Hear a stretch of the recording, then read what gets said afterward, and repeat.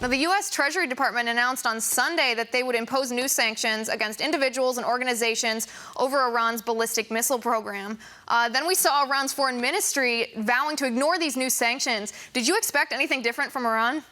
I expect no different. They're going to continue to fund Hezbollah. They're going to continue to fund Hamas. And this $150 billion Christmas present we're giving them is going to help them continue to spread the terror around the world as they continue to do and have always wanted to do.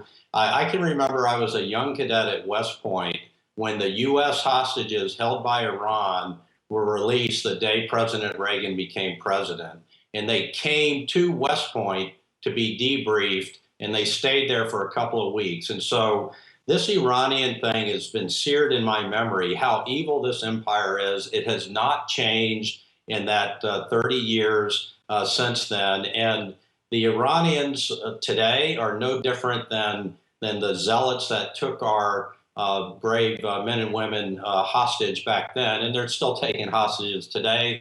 They're pulling aside naval vessels, and so what we're going to see is a continuation of this foreign policy that I don't know what kind of Kool-Aid Secretary Kerry is drinking. He should know better. President Obama has an agenda. Iran is not Russia. Okay, so they've made that correlation that, just like we dealt with Russia, we're going to deal with Iran. Russia had 40,000 nuclear warheads at the height of the Cold War. There was mutual assured destruction. Now Russia has 4,700 warheads. Okay, so that was a big victory to work them down to 90% from where they were. Iran allegedly has no nuclear warheads, and I'm not sure why we're treating them as a nuclear power and why we are lowering our status as the superpower and the nuclear power in the world to their level so that we can unfreeze assets for them, $150 billion worth of assets, so they can go out and fund terrorists that want to do us harm.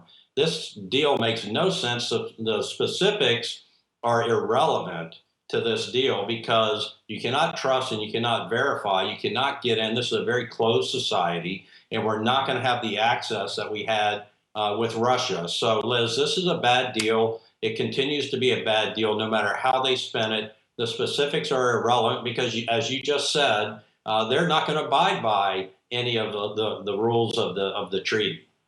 Right, and it seems like the biggest difference between the Iranian hostage crisis that you talked about and what's happening today is our leadership in our country. That Obama just seems to be handing power away with nothing in return.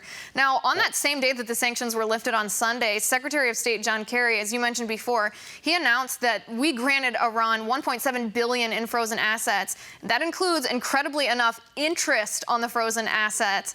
Kerry said this was a, quote, fair settlement. Is this what's going to happen from now on, that when we lift sanctions, unfreeze billions, Iran just ignores our new sanctions? Yeah, I think so. See, Iran was our big rival in Iraq during the Iraq War. I mean, we were fighting insurgents there, but Iran was supplying, at least in the eastern half of the country, explosively formed penetrators. Iran is responsible for the maiming and death of so many of our brave servicemen and women because of this highly lethal explosively formed penetrator. Iran was making those. Their position has not changed whatsoever. They are practicing realist statecraft to do what's in the best interest of Iran, and that is to get this, these billions of dollars so that they can then get an injection into their economy and also to fund these other groups that keep us off balance. And so their whole goal is to keep the United States on its heels and to raise its own money so that it can continue to increase its hegemony in the region. And that's the big goal of Iran, is to dominate that region. And the Persian Arab conflict is not a new one. It goes back centuries, millennia. So it's just a matter of Iran continuing to do what Iran does, and we should not expect that they will do anything different in the future, except for take advantage of naive leadership in America.